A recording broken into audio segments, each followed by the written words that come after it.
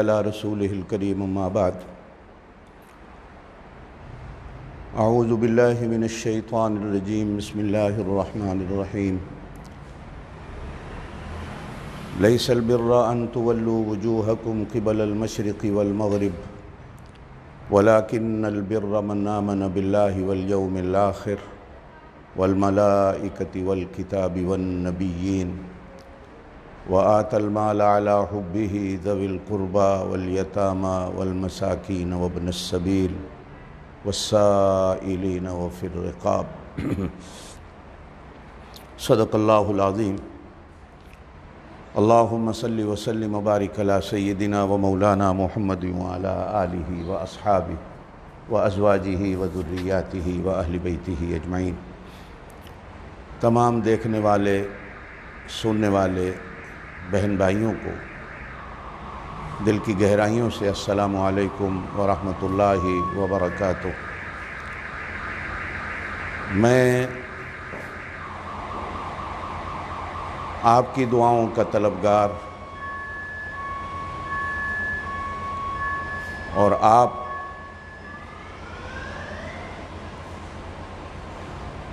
میری دعاؤں کے طلبگار ایک دوسرے کے ساتھ دعاؤں کا تعاون چلے گا تو دنیا کا نظام چلے گا۔ اللہ تعالیٰ نے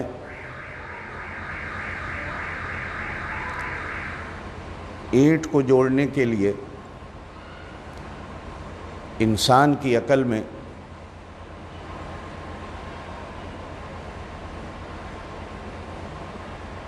سیمنٹ بنانے کے ذریعے ڈالے، کپڑے کو جوڑنے کے لیے انسان نے مشینوں پر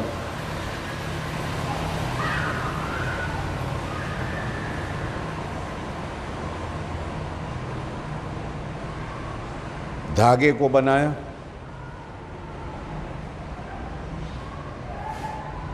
لکڑی کو لکڑی سے جوڑنے کے لیے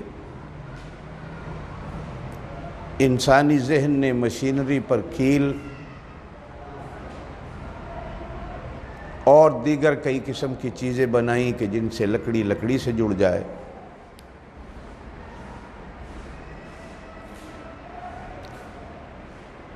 اس جڑنے کے نظام نے ان چیزوں کو جوڑا ہے۔ بہن اسی طرح ہمارا دین دین اسلام جہاں یہ دین رحمت ہے، جہاں یہ دین فطرت ہے، جہاں یہ دین محبت ہے،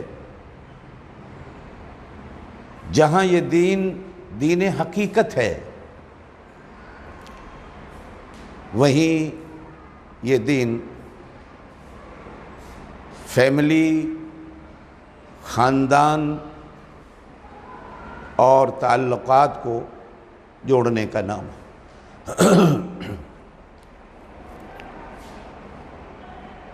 اینٹ سے اینٹ جڑتی ہے تو بلڈنگ بنتی ہے، دھاگے سے کپڑا جڑتا ہے تو لباس بنتا ہے، کیلوں سے لکڑی کو جوڑا جاتا ہے تو لکڑی کے بڑے بڑے مینار کھڑے کر دیے جاتے ہیں۔ لوہے کو لوہے سے جوڑنا ہو تو ویلڈنگ کا سسٹم ہے۔ انسان کو انسان سے جوڑنا ہو تو جہاں دین انسان کو انسان سے جوڑنے کا سبب ہے، وہیں ہمارا فیملی سسٹم، ہمارا خاندانی سسٹم انسان کو انسان سے جوڑنے کا ایک سسٹم ہے۔ حدیث پاک میں فرمایا گیا کہ عالم ارواح میں جہاں ساری روحیں جمع تھیں، عالم ارواحی میں بعض روحوں کا ایسا جوڑ ہوا کہ وہ ایک دوسرے کے ساتھ جڑ کے بیٹھی بھی صحیح اور ایک دوسرے کے ساتھ پیار اور محبت کی گفتگو بھی کرنے لگی۔ ایسی روحیں جب وجود انسانی میں آئیں اور اس دنیا میں آئیں تو اللہ پاک نے ان روحوں کے اس جوڑ کو اس دنیا میں فیملی اور خاندانی نظام میں جوڑ دیا۔ اور بعض روحیں ایسی تھیں کہ جن کا وہاں میل ملاپ تو نہیں ہوا، لیکن ایک دوسرے کے آمنے سامنے ایک دوسرے کو دیکھ کر مسکراتی رہیں۔ دنیا میں کہیں نہ کہیں ان روحوں کے ملاپ کا اللہ پاک نظام بنا دیتا۔ آج بھی دنیا میں کبھی کبھی ایسا ہوتا ہے کہ ایک آدمی ہمیں سر راہ نظر آتا ہے اور وہ ملتا بھی ہے تو دل کہتا ہے کہ میں نے اس آدمی کو کہیں دیکھا ہے۔ دنیا میں کہیں دیکھا ہوتا ہے تو یاد آ بھی جاتا ہے اور کبھی یاد نہیں بھی آتا، جتلانے پر یاد کرا دیا جاتا ہے، اور کبھی کبھی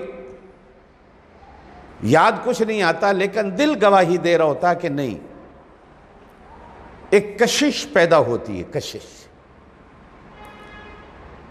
جیسے کشش ثقل ہوتی ہے کہ مقناطیس لوہے کو اپنی طرف کھینچتا ہے، اس آدمی کا چہرہ مہرہ، اس کی شکل صورت بندے کو اپنی طرف کھینچتی ہے۔ معلوم ہوتا ہے کہ کہیں نہ کہیں اس کو دیکھا ہے، جبکہ دنیا میں دیکھا بھی نہیں ہوتا۔ تو علماء نے لکھا ہے، بزرگان دین نے، کہ شاید یہ عالم ارواح کی وہ کشش ہے کہ وہاں دیکھا ہوتا ہے اور یہاں دنیا میں آنے کے بعد وہ کشش کھینچتی ہے کہ کہیں نہ کہیں میں نے اس آدمی کو دیکھا۔ آدم علیہ السلام جب جنت میں تھے تنہا تھے جب اللہ نے پیدا فرمایا۔ ایک دن جنت میں سو کے اٹھے تو اپنی بائیں طرف ایک عجیب مخلوق کو دیکھا جو اس سے پہلے نہیں تھی۔ تو حیران ہو کر اللہ پاک سے پوچھا کہ اللہ یہ کیا ہے؟ ارشاد فرمایا، ہم نے تمہاری بائیں پسلی سے سوتے ہوئے اس مخلوق کو پیدا کیا ہے اور یہ تمہارا جوڑا ہے، یہ تمہاری ہونے والی زوجہ ہے۔ اور عالم انسانیت کے جس طرح آپ کو ہم نے باپ بنایا ہے، اسی طرح اس نئی مخلوق کو ہم نے عالم انسانیت کی ماں بنایا۔ بعض بزرگان دین نے بڑی عجیب باتیں لکھی ہیں کہ بائیں طرف دل ہوتا ہے۔ کوئی لاکھوں کروڑوں میں انسان ہوگا شاید کہ جس کا دائیں طرف دل ہو۔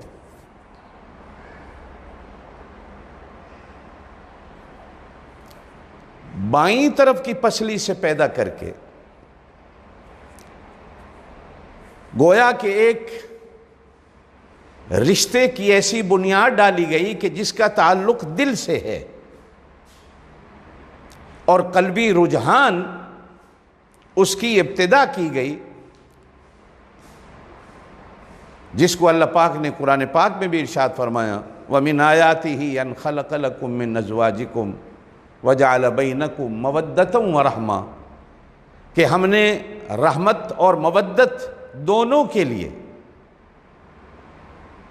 کہ یہ معاشرہ کس طرح پروان چڑھے گا، یہ ایک مثالہ ہے جس کو آپ محبت اور جس کو آپ مودت کہہ سکتے ہیں، کہ جس سے انسانی معاشرہ پروان چڑھے گا۔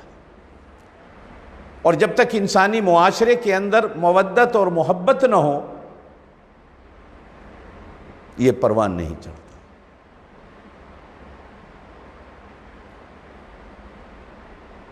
اس فیملی سسٹم کی اللہ پاک نے اس طرح ابتدا فرمائی ہے۔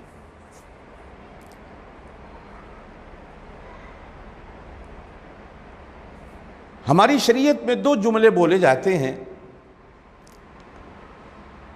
جس پر معاشرہ چلتا ہے اور کٹتا ہے، ایک کا نام صلہ رحمی ہے اور ایک کا نام قطع رحمی ہے۔ صلہ رحمی یہ را کی زیر کے ساتھ ہے، رحم مادر جو ماں کے پیٹ کا وہ حصہ جس میں ہم 9 مہینے پرورش پاتے ہیں اسے رحم کہا جاتا ہے، رحم مادر، ماں کا رحم۔ دنیا میں کچھ رشتے ایسے ہیں جو اس رحم سے تعلق رکھتے ہیں،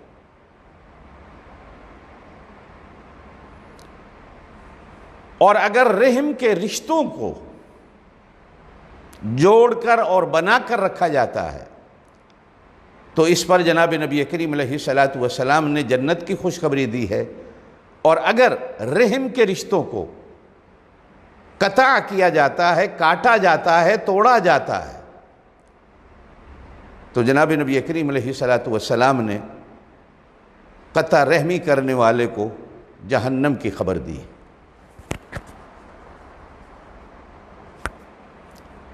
گویا کہ رشتہ داری کو، وہ جو ایک رحم کی رشتہ داری ہے، جوڑنے والا وہ جنتی ہے اور رحم کے رشتے کو توڑنے والا وہ جہنمی ہے۔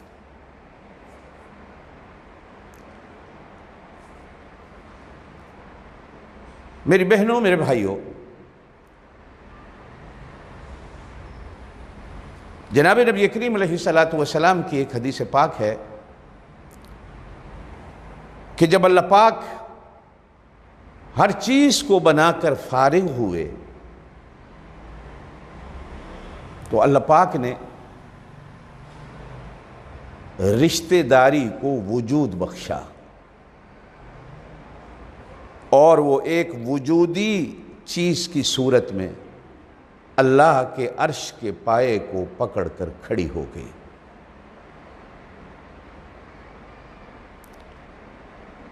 اللہ کے عرش کے پائے کو پکڑ کر کھڑی ہو گئی، اور اس نے اللہ پاک سے ایک سوال کیا،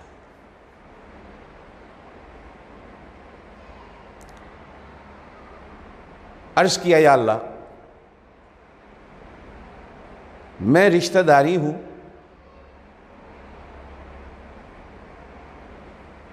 تو نے مجھے بنا تو دیا ہے، ہر چیز جو بنائی جاتی ہے وہ ٹوٹتی ہے، اور کوئی چیز اس دنیا میں باقی رہنے والی نہیں، ہر چیز ٹوٹنے والی ہے، مجھے تو نے بنا تو دیا ہے، لیکن میرا ایک سوال ہے، میری عظمت کیا ہوگی، میری شان کیا ہوگی، میری عزت کیا ہوگی؟ جو مجھے جوڑے گا اس کا مقام کیا ہوگا، جو مجھے توڑے گا اس کا مقام کیا ہوگا؟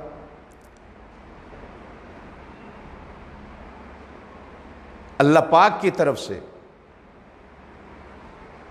اپنی اس مخلوق کے سوال کے جواب میں ارشاد ہوگا کہ جو تجھے جوڑے گا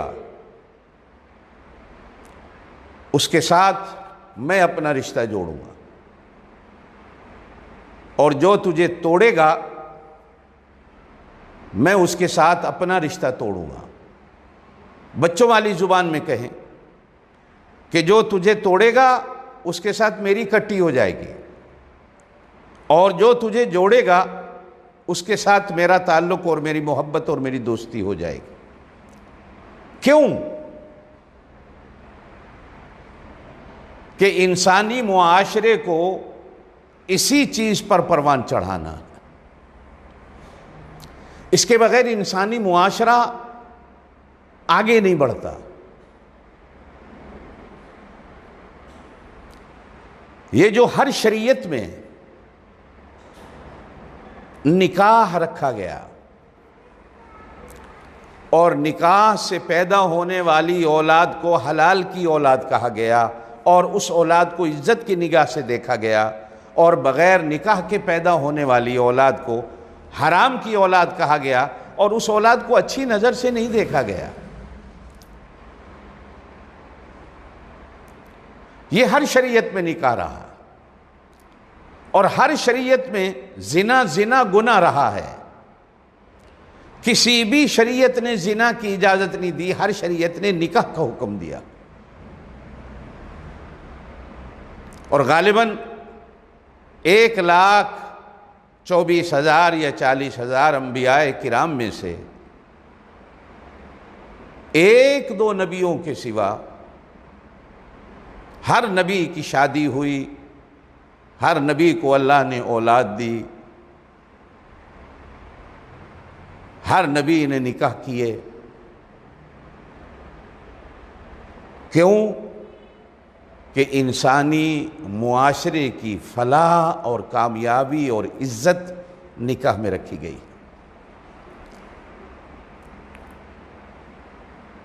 لفظ نکاح کا جو لغوی معنی علماء کرتے ہیں، صاحب لغت لوگ کرتے ہیں کہ نکاح ایک زنجیر ہے ایسی جو ٹوٹنے سے نہ ٹوٹ سکے. اگرچہ شریعتوں میں طلاق کو رکھا گیا، لیکن ساتھ یہ بھی کہا گیا کہ اللہ کی یہ ناپسندیدہ چیز ہے کہ جس سے رشتے ٹوٹتے ہیں.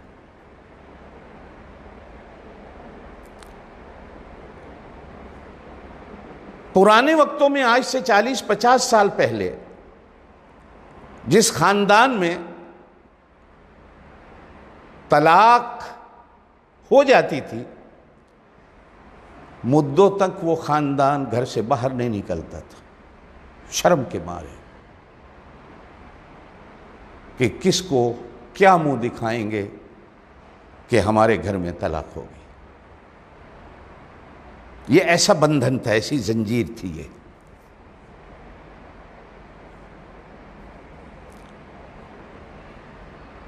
اب وہ وقت آ گیا کہ لڑکا لڑکی خود جس طرح نکاح کر لیتے ہیں اسی طرح طلاق کا مطالبہ بھی خود کر لیتے. شرم و حیا کہیں پرے رہ گیا. یہ وہ زنجیر ہے جو معاشرے کو جوڑتی ہے اور اللہ جوڑ چاہتے ہیں. دیکھیے، اللہ نے اپنے آپ کو تنہا رکھا ہے لیکن دنیا کی ہر چیز کو جوڑا ہے. علماء نے لکھا ہے کہ ریت کے ذرات کے اندر بھی نرمادہ ہے، درختوں کے اندر بھی نرمادہ ہے، پہاڑ کے پتھروں کے اندر بھی نرمادہ کام کرتے ہیں. اللہ ہر چیز کا جوڑا بناتا جس سے وہ پھر آگے پھلتی ہے اور پھولتی ہے. مٹی کا ایک ڈھیلا پڑا ہوا ہو، کچھ مدت آپ اسے چھوڑ دیں، وہ پڑا ایک ٹیلا بن جاتا ہے. کیوں؟ کہ اللہ پاک اس کے اندر نرمادے کو جوڑتے اور ملاتے. یہ درختوں کی پیوند کاری کی جاتی ہے، نرسریاں لگائی جاتی ہیں جس سے باغات پھلتے اور پھولتے ہیں. انسانی معاشرہ بھی نکاح سے پھلتا اور پھولتا. نکاح، ایک بات میری یاد رکھیے گا، نہ تو وقتی طور پر مستی نکالنے کا نام ہے اور نہ ہی کسی معینہ مدت کے لیے نکاح کو رکھا گیا ہے. جیسے بعض لوگوں میں ایک معینہ مدت بھی طے کر دی جاتی ہے. نہ، نکاح زندگی بھر کے بندھن کا نام ہوتا ہے، اور اس بندھن میں صرف ایک لڑکی لڑکا نہیں جڑتا بلکہ خاندان جڑتے ہیں۔ خاندان جڑتے ہیں تو معاشرہ بنتا ہے، معاشرہ بنتا ہے تو قومیں بنتی ہیں، قومیں بنتی ہیں تو پھر وطن اور ملک آباد ہوتے ہیں۔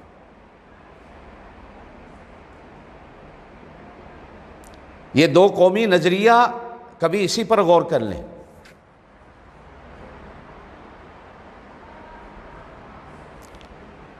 یہ ایک زنجیر ہوتی ہے، گویا کہ رشتہ داری ایک زنجیر ہے، اس لیے کہ ابتدا نکاح سے ہوتی ہے رشتے کی،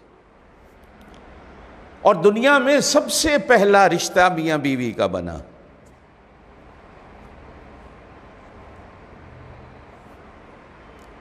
ہم ممبروں سے ہمیشہ صدائیں سنتے ہیں کہ ماں باپ کا حق کیا ہے، اولاد کا حق کیا ہے، بہت کم سنتے ہیں کہ میاں بیوی کا آپس میں کیا حق ہے، جو بنیاد ہے۔ بنیاد عام طور پر لطیف آپ سنتے رہتے ہیں کہ انڈا پہلے یا مرغی پہلے، اسی سے آپ جوڑتے چلے جائیں کہ سب سے پہلے ماں باپ ہے، آدم اور حوا کا جوڑ۔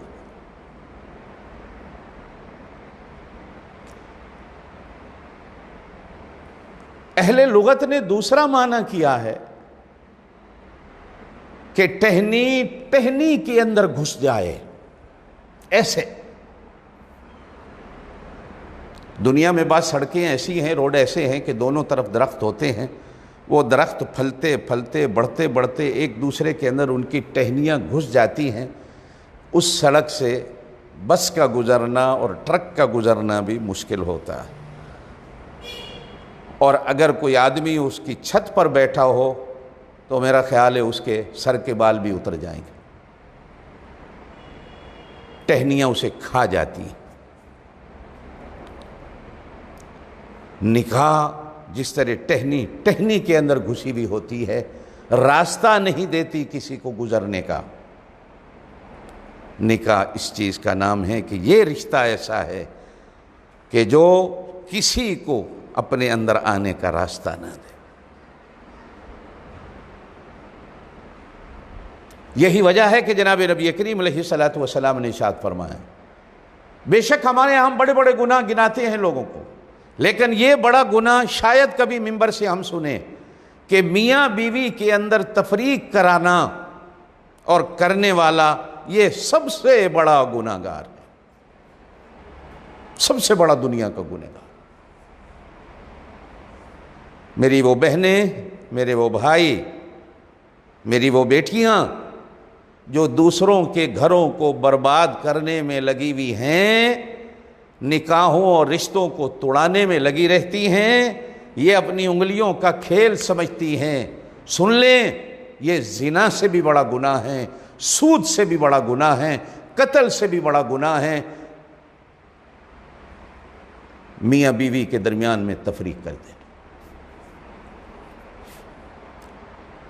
جناب نبی کریم علیہ الصلوۃ والسلام نے ارشاد فرمایا، جب شیطان کے چیلے چانٹے سارا دن اپنی شیطانیاں کر کے شام کو دربار شیطان میں آپ بیٹھتے ہیں اور ہر ایک اپنی کارگزاری سناتا ہے، میں نے یہ کیا، میں نے یہ کیا، میں نے یہ کیا، شیطان کسی کی کارگزاری سن کر خوش نہیں ہوتا، دو شیطانوں کی کارگزاری سن کر خوش ہوتا ہے، مبارکباد دیتا ہے، انعام دیتا ہے، اور ساتھ کہتا ہے کہ تو میری سیٹ پہ بیٹھنے کے قابل ہے۔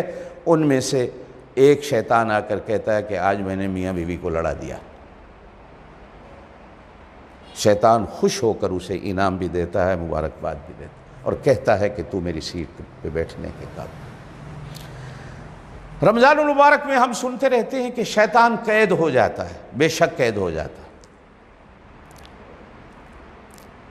لیکن وہ اپنے چیلے چانٹے ایسے چھوڑ جاتا ہے کام کرنے والے۔ بڑے بڑے گرو تو اس کے بھی گرفتار ہوتے ہیں، یہ نہیں کہ نہیں ہوتے، لیکن انسان نما جو اس کے چیلے ہیں، جو یہ کام کرتے ہیں، گھروں میں فساد مچانے والا، دیکھنے میں تو یہ انسان ہوتے ہیں، چیلے اس کے ہیں، یہ تو کھلے میں ہیں۔ جب یہ حدیث آئی کہ شیطان قید ہو جاتا ہے رمضان المبارک میں، تو ایک بار میں نے اپنے ابا جی مرحوم سے پوچھا کہ ابا جی اس حدیث کا معنی شاید گناہ تو پھر بھی ہوتے ہیں رمضان میں،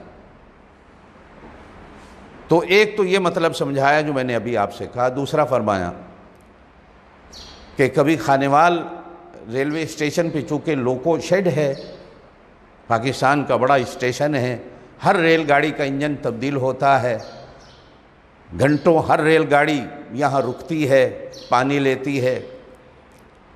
آپ دیکھو کہ کبھی جب ریل گاڑی سے انجن کو الگ کیا جاتا ہے تو وہ انجن ڈبوں کو دھکا لگا دیتا ہے، ڈبے خود چلتے چلتے پلیٹ فارم پر آ کر کھڑے ہو جاتے ہیں، وہ خود الگ ہو جاتا ہے، بس اس کا دھکا کام کر جاتا ہے۔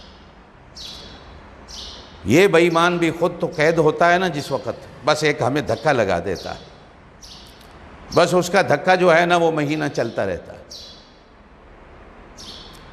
یہ روزے کی حالت میں سگریٹ پینا، کھانے کھانا، پانی پینا، گالیاں دینا، سینما، چغلی، غیبت، جھوٹ، جھوٹی قسمیں، جھوٹی گواہی، دوسرے کا برا کرنا، یہ سارے اس کے دھکے میں کام آتے ہیں، وہ دھکا لگا دیتا ہے، بس ہم چلتے رہتے ہیں۔ یا ہمارے اندر گناہ اتنا رچ بس گیا ہے کہ ہم گناہ کو گناہ ہی نہیں سمجھتے، تو شیطان قید بھی ہو جائے تو اس کا کارخانہ تو چل رہا ہے، کارخانہ تو اس کا چل رہا ہے۔ میری بہنوں، میرے بھائیوں، اس دنیا میں رشتہ داری کی بنیاد اور ابتدا میاں بیوی کے رشتے سے بنی، اور بیوی کو میاں کی بائیں پسلی سے بنا کر، دل والی سائیڈ سے بنا کر، قیامت تک آنے والے انسانوں کو بتایا گیا کہ یہ رشتے دل کے ہیں، اور اس رشتے کو دل سے جوڑ کے رکھو گے تو معاشرہ آباد ہوگا۔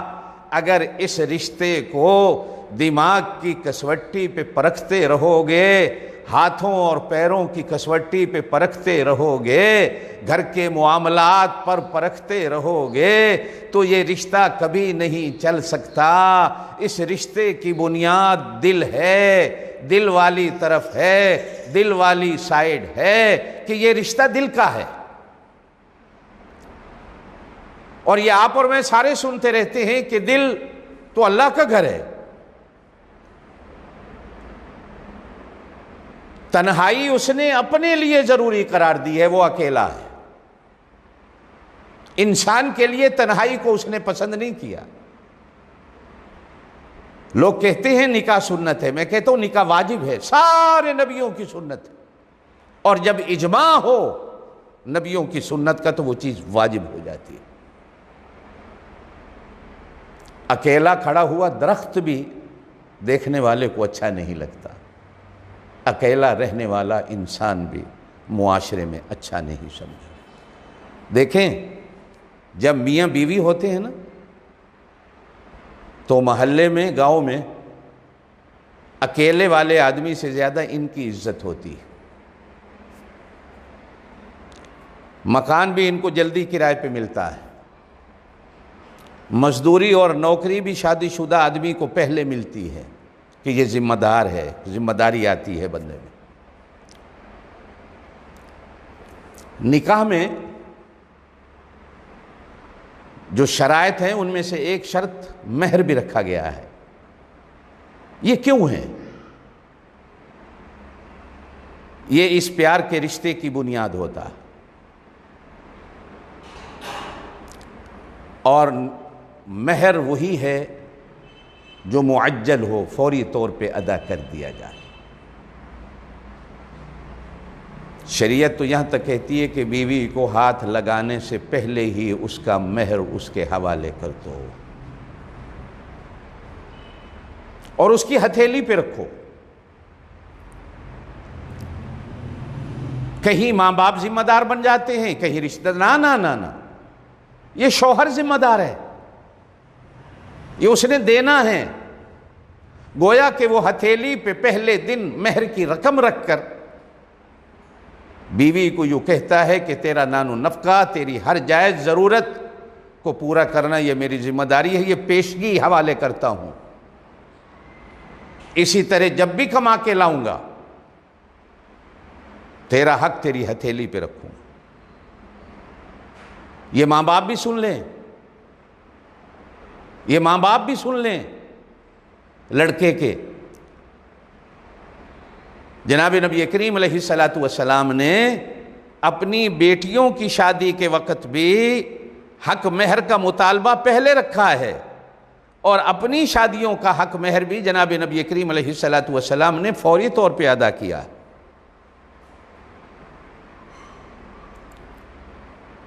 نمبر 2، گواہوں کا مقرر کرنا، یہ معاشرے میں عزت بنانے کا ایک سبب ہے۔ علی الاعلان نکاح ہو، 2 معتبر آدمی گواہ ہوں، کل کو اولاد ہو اس نکاح سے تو کوئی ان کی طرف انگلی اٹھا کر یوں نہ کہہ سکے کہ پتہ نہیں یہ نکاح کے ہیں یا بغیر نکاح کے۔ میری سننے والے بہن بھائیوں، علی الاعلان ہو، مسجد میں ہو، یہ سنت ہے۔ ہم تو مسجدوں میں کہاں جائیں، شادی حالوں میں ہی مولوی صاحب کو بلا لیں گے، اور وہ بھی بغل میں نکاح کا رجسٹر لے کے حاضر ہو جاتے ہیں، چونکہ یہ کاروبار بن گیا ہے، کاروبار ہے۔ ٹھیک ہے، گورنمنٹ کا ہے، نہ حرام ہے نہ منع ہے، آپ کریں، لیکن کم از کم اتنا تو سوچیں کہ نکاح کا مقام اللہ کے پاک نبی صلی اللہ علیہ وسلم نے تو مسجد کو رکھا ہے۔ یہ بھی نہیں کہ شادی حال میں نکاح حرام ہے، نہیں، کم از کم مسلمانوں کو توجہ اس طرف رکھنی چاہیے، اور نہیں تو مسجد میں جاؤ گے تو باوضو ہو جاؤ گے، مسجد میں جاؤ گے تو نماز باجماعت ادا کر لو گے، برکتیں آئیں گی، محراب و منبر گواہ ہو جائے گا کہ یہ اولاد، شادی کا مقصد نسل انسانی کو بڑھانا ہے، اولاد آدم کو بڑھانا ہے، امت محمد الرسول اللہ صلی اللہ علیہ وسلم کو بڑھانا ہے، تو پھر علی الاعلان ہو اور اس پر گواہ ہوں، اور وہ بھی معتبر آدمی۔ نکاح ایک زنجیر ہے جو ٹوٹنے سے نہیں ٹوٹتی، اور جب کہا جاتا ہے کہ شیشہ ٹوٹتا ہے نا تو 1000 جوڑ لگاؤ پھر وہ جڑتا نہیں، یہ طلاق سے بھی جو رشتہ ٹوٹتا ہے پھر وہ جڑتا نہیں۔ آپ 3 کو 1 بنا کے جوڑنے کی کوشش کرو تو بھی نہیں جڑتا، 100 کو 1 بنا کے جوڑنے کی کوشش بھی کرو تو نہیں جڑتا۔ یہی وہ ایک رشتہ ہے جس کو قرآن نے ہن لباس لکم وانتم لباس لہن کہا۔ عورت خاوند کا لباس ہے اور خاوند عورت کا لباس ہے۔ لباس تن کو ڈھانپتا ہے اور تن کے عیبوں کو ڈھانپتا ہے، لباس زینت ہے۔ یا بنی آدم خذوا زینتکم عند کل مسجد، اے بنی آدم ہر نماز کے وقت زینت کو بناؤ، اللہ کے گھر اچھے بن کے جاؤ، اچھا لباس پہن کے جاؤ، زینت۔ یہ میاں بیوی کا رشتہ معاشرے کی زینت ہے، زینت۔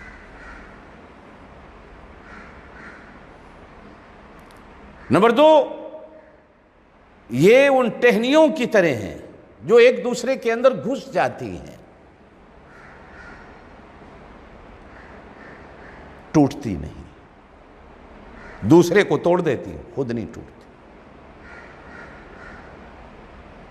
ہاتھ باندھ کر درخواست کروں گا بہنوں بیٹیوں سے، بہنیں بیٹیاں اپنی زبانوں سے طلاق مانگتی اچھی نہیں لگتی، اور دعا کرو کہ اللہ ہمارے گھروں کو ان چیزوں سے بچائے۔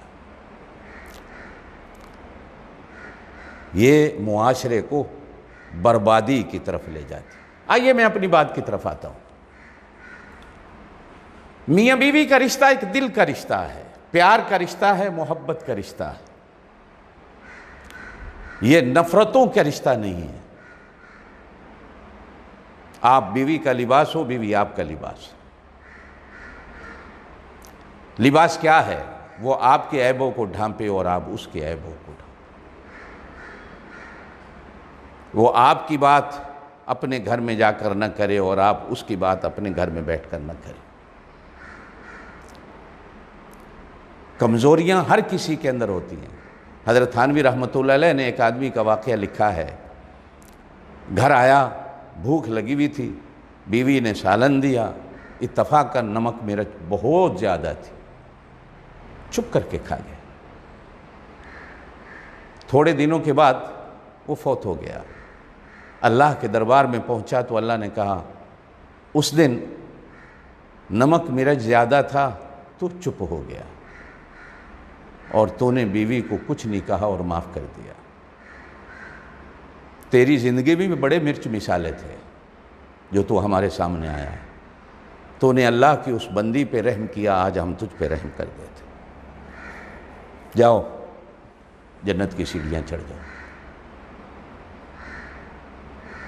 اس لیے کہ مدتوں سے وہ آپ کو پکا کر کھلاتی ہے، ایک دن اگر کبھی غلطی ہو بھی گئی تو معاف کر دینا، یہ گھر کو چلانے کا ایک طریقہ ہے۔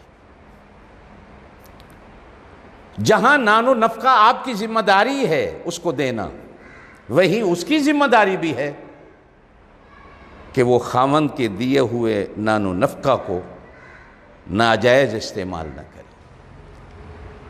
اگر جائز استعمال کرتی ہے تو خاوند بھی خوش ہوگا، اور آئندہ کہنے کی بھی ضرورت نہیں پڑے گی، نان و نفقہ خود بڑھا دے گا، خود بڑھا دے گا۔ قرآن پاک میں ایک واقعہ آتا ہے جس کو مورخین اور محدثین نے، مفسرین نے ایلا کا واقعہ لکھا کہ جناب نبی کریم علیہ السلام نے کچھ دنوں کے لیے ایک قسم کھا لی کہ میں اپنی بیویوں سے 1 مہینے کے لیے الگ ہو جاؤں، اور حضور پاک صلی اللہ علیہ وسلم الگ ہو 1 مہینہ کے لیے۔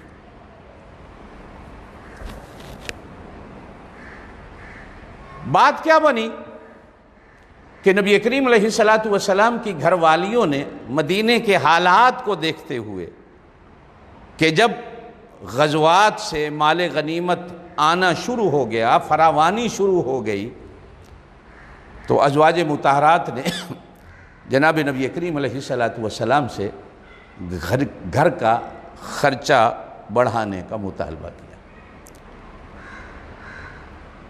اچھا تھوڑا سا سوچیں کہ کیا ان کے گھر کے اخراجات یہ آج کل کے ہمارے میک اپ کی دکانوں پہ ہونے تھے، یا کپڑوں کے شو روم میں جا کر ہونے تھے؟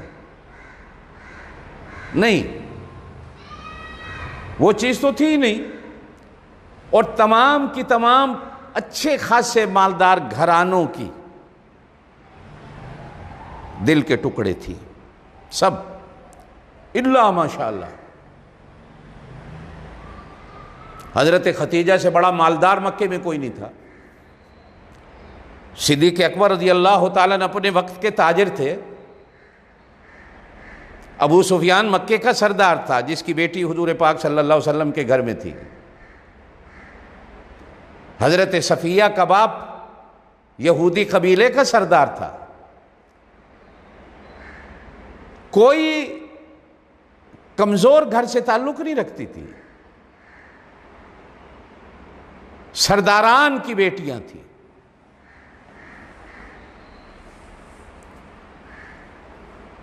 صبر سے زندگی گزر رہی تھی، لیکن وہ زندگی بھی ایسی تھی کہ جو آتا تھا، چونکہ جوڑ ایسا تھا جو ایک دوسرے کی طرح تھے، وہ نبی علیہ الصلوۃ والسلام کی طرح گھر میں آیا ہوا بھی اللہ کی راہ میں لٹا دیتی تھی۔ شام کے لیے جوڑ کے رکھنے کا رواج ہی نہیں تھا، اور دوسرے دن پھر فاقہ آ جاتا تھا۔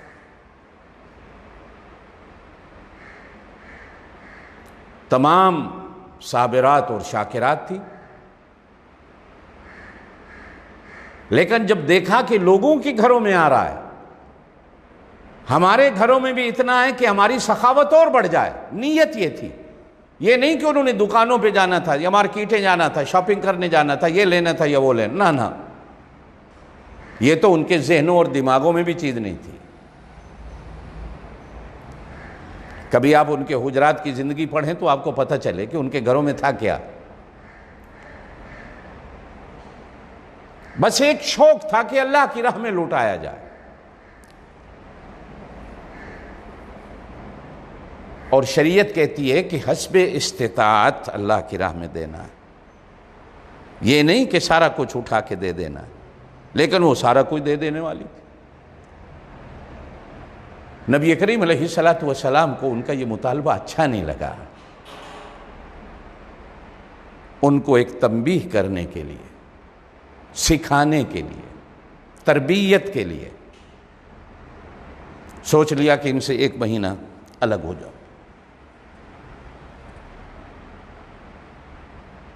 حضرت ماریہ قبطیہ رضی اللہ تعالیٰ عنہا کے حجرے میں چھوٹا سا ایک چوبارہ بھی تھا، جس میں آپ صلی اللہ علیہ وسلم نے جا کر اپنا بستر لگا لیا۔ بس نماز کے لیے تشریف لاتے، نماز پڑھی اور گئے، بول چال بھی نہیں ہے۔ اتنے میں مدینے میں افواہ اڑ گئی کہ حضور پاک صلی اللہ علیہ وسلم نے اپنی ازواج مطہرات کو طلاق دے دی۔ اب جو بیٹیوں کے باپ تھے وہ پریشان ہو کر دربار رسالت میں حاضر ہونا چاہتے ہیں، لیکن حاضری کی اجازت نہیں۔ سیدنا فاروق اعظم رضی اللہ تعالیٰ عنہ مسجد نبی میں آتے ہیں، اجازت مانگتے ہیں، اجازت نہیں ملتی تو زور زور سے بولنا شروع ہو جاتے۔ آخر ان کے شور کو سن کر جناب نبی کریم علیہ الصلوۃ والسلام نے حاضری کی اجازت دی۔ عرض کی یا رسول اللہ صلی اللہ علیہ وسلم، میں نے سنا ہے آپ نے اپنی بیویوں کو طلاق دے دی ہے، اور ان میں میری بیٹی بھی ہے، اور اگر اس کا کوئی قصور ہے تو آپ بتائیں، میں اس کی گردن اتار دوں۔ آپ کا تو کوئی قصور نہیں ہوگا، یقیناً آپ اللہ کے نبی ہیں، ہمیں پتہ ہے انہی کا کوئی قصور ہوگا۔ ارشاد فرمایا طلاق نہیں دی، ہم نے طلاق نہیں دی، ہم نے ان کی تربیت کا یہ طریقہ سیکھا ہے کہ ان کو سکھائیں۔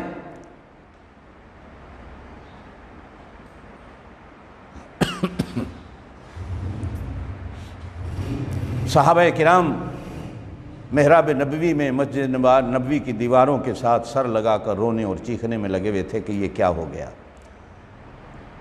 خانہ نبوت اور یہ چیز آخر 1 مہینہ گزرنے والا تھا کہ اللہ پاک کی طرف سے وحی آئی۔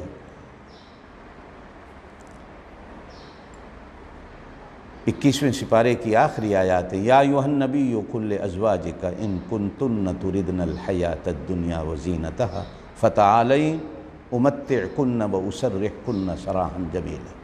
اے نبی کی گھر والیو، آؤ، اگر تمہیں دنیا چاہیے تو ہم دنیا کو ڈھیر لگا دیں،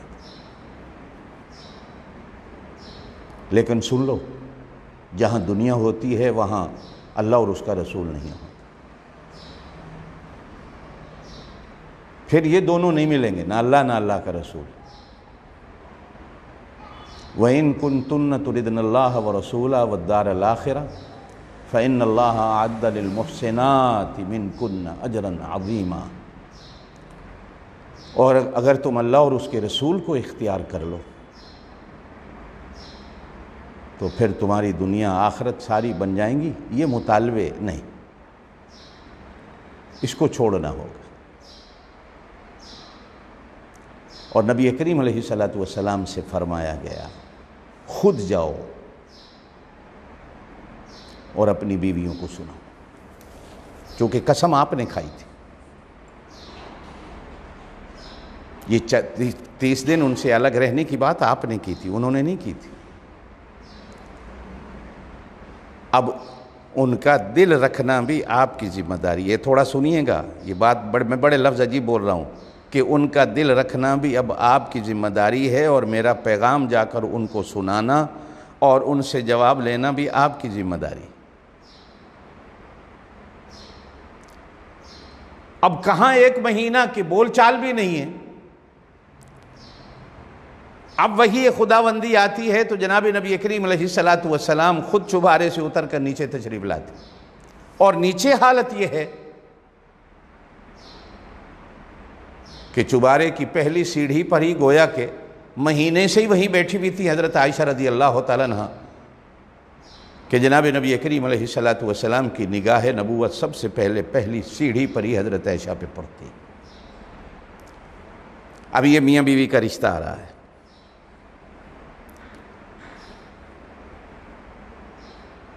کیسے گزارے ہوں گے وہ دن امہات المومنین نے، اور بالخصوص ام المومنین سیدہ عائشہ رضی اللہ تعالیٰ عنہ.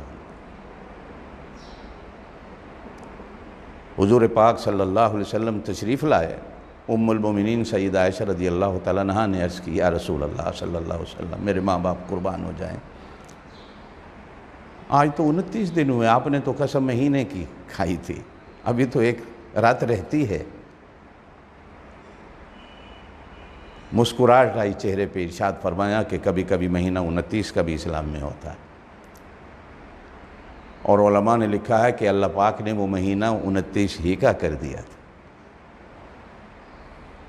ارشاد فرمایا، عائشہ ایک بات کرنے آیا ہوں، سوچ سمجھ کر جواب دینا، اور اگر ضرورت پڑ جائے تو ماں باپ کے گھر جا کر ماں باپ سے بھی مشورہ کر لے.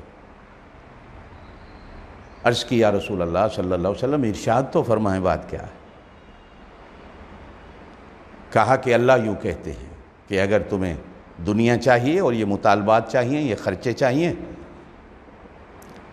مل جائے گا، ہم دیں گے، لیکن اللہ اور اس کا رسول نہیں ملے گا. اور اگر اللہ اور اس کا رسول چاہیے تو پھر یہ مطالبات چھوڑنے ہوں گے. رو کر عرض کی، اللہ کے رسول صلی اللہ علیہ وسلم سے ہم سے پوچھئے کہ 1 مہینہ ہم نے گزارا کیسے. ہم تو آپ کو لحظہ بھر نہ دیکھیں تو ہماری دنیا اجڑ جاتی ہے. یہ مہینہ کیسے گزارا یہ ہمیں پتہ ہے.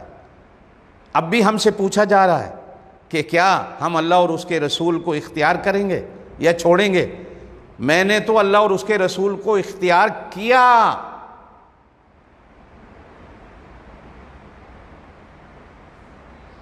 مجھے اس بات پر ماں باپ سے پوچھنے کی کیا ضرورت ہے، سوچنے کی کیا ضرورت ہے. یہ تو ہمیں پتہ ہے مہینہ کیسے گزارا ہے. ہر وقت ہماری نظریں تو یوں ٹکی ہوئی تھی کہ کب آپ آتے ہیں، کب آپ آتے ہیں. ہمارے کان ترس رہے تھے آپ کی آواز کو سننے کو. جناب نبی کریم علیہ السلام خوش ہو کر دوسری امہات المومنین کی طرف جانے لگے تو سیدہ عائشہ رضی اللہ تعالیٰ عنہ نے فرمایا، یا رسول اللہ، میری ایک درخواست ہے کہ میرا یہ جواب ان کو نہ بتانا، کہیں میرے جواب کی طرح ہی یہ عجیب محبت کا انداز تھا کہ وہ بھی سن کر میرے ہی جواب کی تقلید کر لے. تو نبی کریم علیہ السلام نے پوچھا، اگر ارشاد فرمایا کہ اگر انہوں نے پوچھ لیا تو نبی تو جھوٹ بولتا نہیں، میں کیسے جھوٹ بولوں گا. پوچھ لیا تو حق بات کہنا پڑے گا، ورنہ جا کر پوچھتے ہیں ان کو اللہ رسول چاہیے یا دنیا چاہیے. نبی کریم علیہ السلام تشریف لے گئے اور ان کے سامنے بھی وہی بات رکھی تو سب نے رو کر عرض کی، یا رسول اللہ صلی اللہ علیہ وسلم، ہمیں پتہ ہے ہم نے یہ دن کیسے گزارے ہیں، ہم نے اللہ اور اس کے رسول کو اختیار کیا. یہ میاں بیوی کا جو جوڑ اور رشتہ ہے، اس معاملے کو دیکھ کر اللہ اتنے خوش ہوئے کہ قرآن کی وحی اتاری جناب نبی کریم علیہ السلام سے ان بیویوں کو چھوڑنے اور طلاق کا حق اللہ نے اپنے پاس رکھا. آپ سے ارشاد فرمایا، آپ کو ان کو طلاق دینے کا حق نہیں. ہم اتنے خوش ہیں کہ انہوں نے مجھے اور آپ کو اختیار کیا ہے ان کے گھر رکھنے کا نکالنے کا یہ اختیار ہمارے پاس ہے، چونکہ ہم ہی آپ کے گھر میں لائے تھے اور ہمارے حکم کے بغیر اب یہ آپ کے گھر سے نہیں نکل سکتے۔ ایک طرف ہم کہتے ہیں کہ رشتے آسمانوں پہ بنتے ہیں، دوسری طرف ہم میاں بیوی کے رشتے کو توڑتے اور کاٹتے ہیں، گویا ہم آسمان والے کے فیصلے کے اندر کیڑا نکال رہے ہیں کہ یہ آسمان والے کا فیصلہ ہی غلط ہے۔ ہمارے اندر غلطیاں ہوتی ہیں، ہمارے اندر۔ سیدنا بلال حبشی رضی اللہ تعالیٰ عنہ فرماتے ہیں کہ ایک ماں نے میرے ہاتھ میں پلیٹ میں ایک دن حلوہ بنا کے دیا کہ اپنی فلانی ماں کے حجرے میں لے جاؤ، اور اس حجرے میں جناب نبی کریم علیہ السلام تشریف فرما تھے۔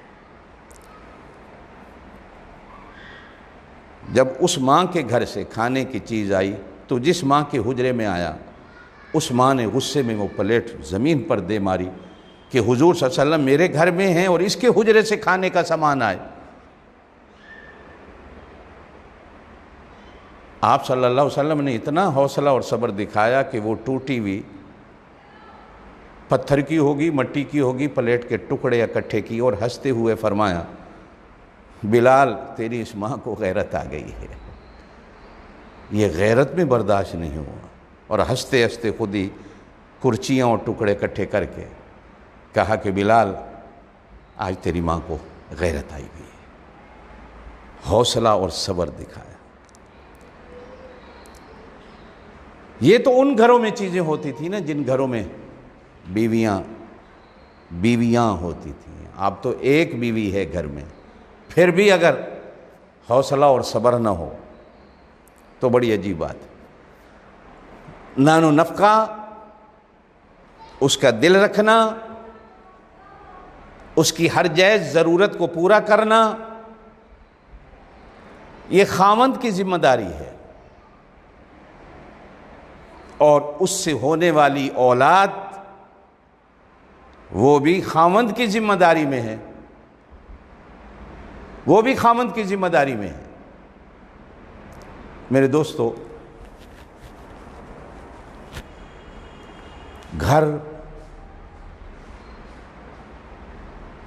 ایک دوسرے کی سن کر اور برداشت کر کے چلتا ہے، اگر برداشت نہیں ہوگی تو گھر گھر نہیں رہتا۔ نکاح سب سے پہلا رشتہ اس دنیا میں میاں بیوی کا بنا، پھر اس میاں بیوی سے اولاد ہوئی، پھر اولاد کا حق آتا، پھر اولاد پر ماں باپ کا حق آتا۔ آپ نے سن رکھا ہے کہ آدم علیہ السلام کے بھی پھر 2 بیٹوں میں، ایک لڑکی کے پیچھے، حالانکہ وہ دونوں کی بہن ہیں، اس کے پیچھے لڑائی ہوتی ہے۔ اس شریعت میں بہن بھائی کا نکاح جائز تھا، ایک جوڑا صبح پیدا ہوتا، ایک جوڑا شام کو پیدا ہوتا۔ صبح پیدا ہونے والے لڑکے کی شادی شام کو پیدا ہونے والی لڑکی سے کی جاتی، اور صبح پیدا ہونے والی لڑکی کی شادی شام کو پیدا ہونے والے لڑکے سے کر دی جاتی۔ حابیل اور قابیل، یہ مشہور قصہ ہے، قرآن میں بھی ہے۔ اب شریعت کے مطابق حابیل کا رشتہ قابیل کی بہن کے ساتھ اور قابیل کا رشتہ حابیل کی بہن کے ساتھ آدم علیہ السلام نے مقرر کر دیا، لیکن قابیل بگڑ گیا کہ نہیں، میں تو اپنے ساتھ پیدا ہونے والی سے نکاح کروں۔ چنانچہ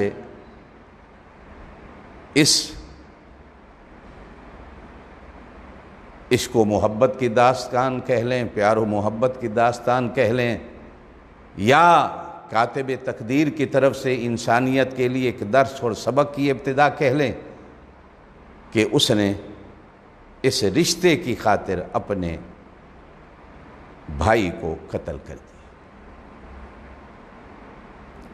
اور قتل کیا تو یہ بھی اس دھرتی پر پہلی موت تھی، اس سے پہلے موت ہی نہیں تھی۔ اب قتل کر کے بھائی کی لاش کو اٹھا کے پھر رہا ہے کہ اس کا کیا کروں۔ دفن کرنے کا طریقہ نہیں پتہ تھا، چونکہ پہلے اس سے کبھی کسی کی موت دیکھی نہیں۔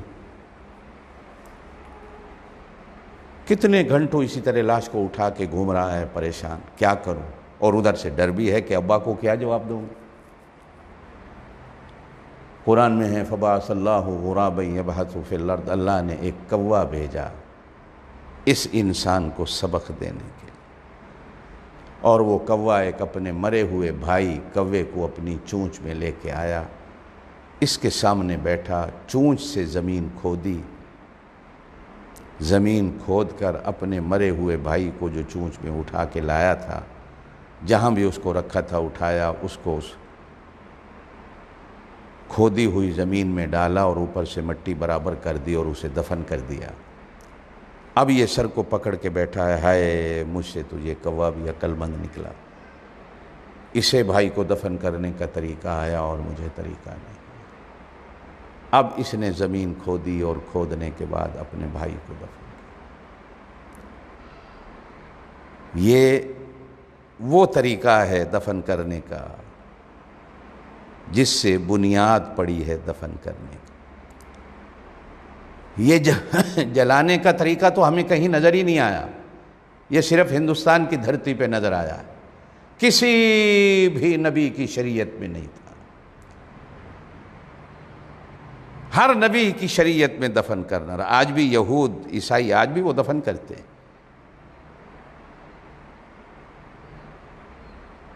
خیر، جو میں بات کرنا چاہ رہا تھا، اور نبی کریم علیہ السلام نے فرمایا کہ آج بھی دنیا میں کوئی قتل ہوتا ہے تو اس کا گناہ اس پہلے قاتل پر بھی جاتا ہے، حصہ ملتا ہے، اس لیے کہ اس نے قتل کی ابتدا کی تھی، اور ابتدا بھی ایسی کی کہ بھائی نے بھائی کو قتل کیا، بھائی نے بھائی کو قتل کیا۔ زندگی رہی تو انشاءاللہ تعالی باقی باتیں کل کریں گے اسی موضوع پر۔ سبحان ربک رب العزت عما یصفون وسلام علی المرسلین والحمد للہ رب العالمین۔